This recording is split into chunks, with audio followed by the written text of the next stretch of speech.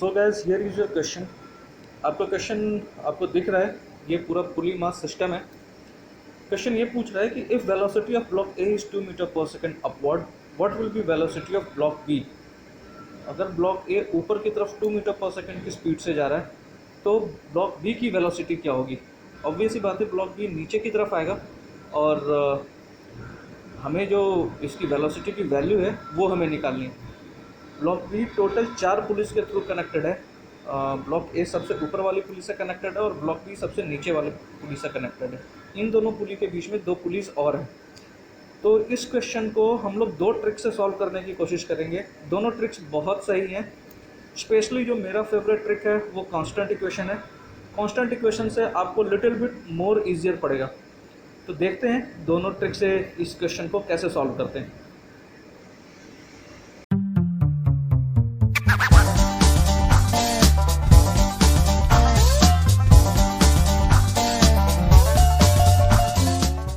अगर आपको हमारा वीडियो अच्छा लगा तो हमारे चैनल को सब्सक्राइब कीजिए और बेल आइकन पर प्रेस कीजिए।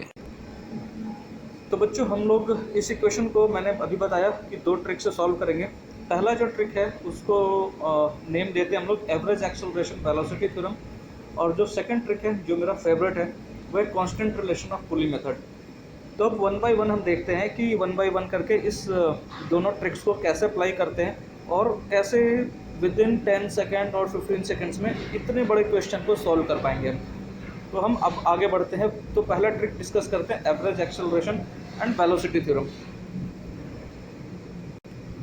तो गाइस, अब एवरेज एक्सेलरेशन और वेलोसिटी थ्योरम हम डिस्कस करते हैं। ये थ्योरम को थोड़ा अच्छे से समझिएगा, 1 मिनट लगने वाला है, तो थोड़ा ध्यान रखिएगा कि मैं क्या बोल रहा हूँ।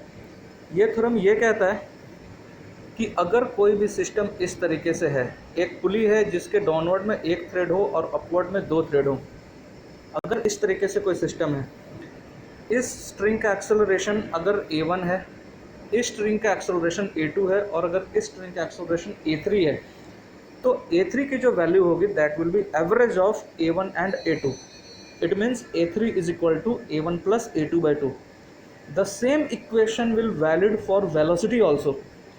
अगर इसकी वेलोसिटी v1 है, इसकी वेलोसिटी v2 है और अगर इसकी वेलोसिटी v3 है, तो the equation will be same for velocity also. It means v3 is average of v1 and v2। So v3 will be v1 plus v2 by 2। ये बड़ा सिंपल सा कॉन्सेप्ट है जो एवरेज एक्सेलरेशन वेलोसिटी थ्योरम का है। तो अब इस पूरे पिक्चर को आप देखिए, हमारा यहाँ पर v1 दिया हुआ है, तो जो वेलोसिटी इस वाले स्ट्रिंग की होगी वही वेलोसिटी यहाँ भी होगी। तो हम इसे भी v1 मान लेते हैं। यहाँ की वेलोसिटी हम v2 मानते हैं क्योंकि स्ट्रिंग चेंज हो गया।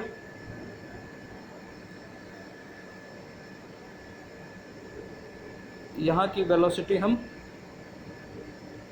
v2 मानते हैं। यहाँ की वेलोसिटी हम सिमिलरली v3 मानते हैं और यहाँ की वेलोसिटी सिंपली हम लोग v4 मानकर चल रहे हैं। पहले स्ट्रिंग की वेलोसिटी v1, दूसरे की हमने v2 मान लिया, तीसरे की v3 मान लिया और चौथे की v4 मान लिया। अब जो v2 वाला पार्ट हम देखते हैं, जिस स्ट्रिंग की वेलोसिटी हमने v2 मानी है उसके काउंटर पार्ट में यहाँ पर इसकी वेलोसिटी क्या हो जाएगी, 0, क्योंकि ये एक फिक्स्ड पोजीशन के साथ अटैच्ड है। सिमिलरली यहाँ भी वेलोसिटी 0 क्योंकि ये भी एक फिक्स्ड पोजीशन के साथ अटैच्ड है। सिमिलरली यहाँ की वेलोसिटी भी 0 क्योंकि ये भी एक फिक्स्ड पोजीशन के साथ अटैच्ड है। तो ये इक्वेशन हम लिखेंगे जो वेलोसिटी के लिए, ये वाली इक्वेशन। इसी को लेकर के हम अब आगे कंटिन्यू करते हैं, देखते हैं कि हम इक्वेशंस किस तरीके से लिख पा रहे हैं। तो बच्चों, डायग्राम को एक बार फिर से देख लेते हैं। यहाँ की वेलोसिटी मैंने v1 ली है, यहाँ की वेलोसिटी मैंने v2 ली है, यहाँ की वेलोसिटी मैंने v3 ली है और यहाँ की वेलोसिटी मैंने v4 लिया है। यहाँ की वेलोसिटी साइड 0 क्योंकि ये एक फिक्स्ड पार्ट से अटैच्ड है। यहाँ की भी वेलोसिटी 0 और यहाँ की भी वेलोसिटी मैंने 0 लिया है। सिंपल इक्वेशन है। अगर मैं इस पुली के लिए बात करूँ, तो हम क्या इक्वेशन लिख सकते हैं, इस पुली के नीचे 2 स्ट्रिंग है और ऊपर की तरफ एक स्ट्रिंग है। इसका मतलब हम लिख सकते हैं V1 is equal to 0 plus V2। V1 तो मुझे पता है कि V1 2 है, ये क्वेश्चन में गिवन है। तो हमारा पहला क्वेश्चन क्या निकला, 2 is equal to V2 plus 0/2। तो यहाँ से V2 की वैल्यू आ गई 4, ये आ गई मेरी 4।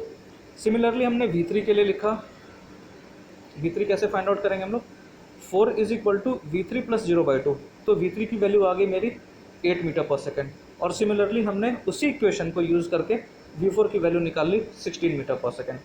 तो यहाँ से आंसर हमारा मिल गया एवरेज एक्सेलरेशन और वेलोसिटी थ्योरम से कि जो ब्लॉक बी है उसका जो वेलोसिटी है वो 16 मीटर पर सेकेंड। आई होप ये थ्योरम आपको बड़ा क्लियर होगा, बहुत इजी थ्योरम है ये भी। पर अगर आप इसके बाद कांस्टेंट रिलेशन देखते हैं तो यकीन मानिए आपको मज़ा ही आने वाला है। इतनी भी झंझट करने की ज़रूरत नहीं है, वो बहुत ट्रिकी है, बहुत ईजिली सॉल्व करेगा वो। तो अब हम चलते हैं अपने फेवरेट थ्योरम पर। तो अब मैं आ गया हूँ अपने फेवरेट मेथड पर, जो है constant relation of pulley. Constant relation of pulley आपको क्या बताता है, पहले मैं स्टेटमेंट लिख देता हूँ कांस्टेंट रिलेशन ऑफ पुली का। ये क्या बोलता है, summation of T dot V is equal to 0।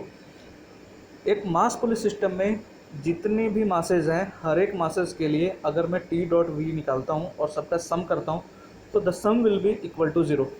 तो अब सिंपल है, हम इस इक्वेशन को यूज़ करेंगे। सबसे पहले सारे स्ट्रिंग में टेंशन फाइंड आउट कर लेते हैं, फिर देखते हैं कि इस इक्वेशन को यूज कैसे करते हैं। तो हम नीचे से स्टार्ट करते हैं। इस वाले स्ट्रिंग में जो बी से कनेक्टेड है, यहाँ टेंशन हमने टी लिया, तो ऑब्वियस ही बात है यहाँ का भी टेंशन टी रहेगा। यहाँ का टेंशन 2t हो जाएगा, यहाँ का भी टेंशन 2t हो जाएगा, यहाँ का टेंशन 4t हो जाएगा, यहाँ का भी टेंशन 4t हो जाएगा, यहाँ का टेंशन 8t हो जाएगा और यहाँ का भी टेंशन 8t हो जाएगा। तो इस तरीके से मैंने सारे स्ट्रिंग पे टेंशन डिवाइड कर दिया। अब सिंपली दो मासेज हैं ए और बी, तो ए और बी के लिए इक्वेशन लिखनी है। तो पहले बी के लिए देखिए, टेंशन अपवर्ड है और हम मान के चल रहे हैं कि इसकी वेलोसिटी भी अपवर्ड ही रहेगी। हमने ए को अपवर्ड माना है तो नहीं, हम वेलोसिटी ब्लॉक बी की वेलोसिटी को डाउनवर्ड मान के चल रहे हैं। तो टेंशन अपवर्ड है और वेलोसिटी डाउनवर्ड है, तो इसके लिए कॉस थीटा की वैल्यू 180 है, कॉस 180 -1। तो ब्लॉक बी के लिए हमने जो वेलोसिटी लिखा -t डॉट वी बी। उसी तरीके से ब्लॉक ए के लिए टेंशन अपवर्ड है और वेलोसिटी भी हम अपवर्ड ही मान के चल रहे हैं। आई मीन क्वेश्चन में दिया हुआ है कि ये अपवर्ड जा रही है, तो हमारे यहाँ वैल्यू हो जाएगी +2 × 8t, v × t। t की वैल्यू यहाँ 8t है और वेलोसिटी 2 है, and the sum of this two blocks is equal to 0। Simple equation है, 16t is equal to t × vb। यहाँ से vb डायरेक्टली निकल गया 16 मीटर पर सेकेंड। तो आप यहाँ से देखिए, यहाँ से ये क्वेश्चन कितना ईजी है, और ये क्वेश्चन बनाने में मुश्किल से आपको 5 या 6 सेकंड लगने वाले हैं। एवरेज एक्सेलरेशन और वेलोसिटी थ्योरम से आपको 10 से 15 सेकंड लगेंगे, और इससे सिर्फ 5 से 6 सेकंड।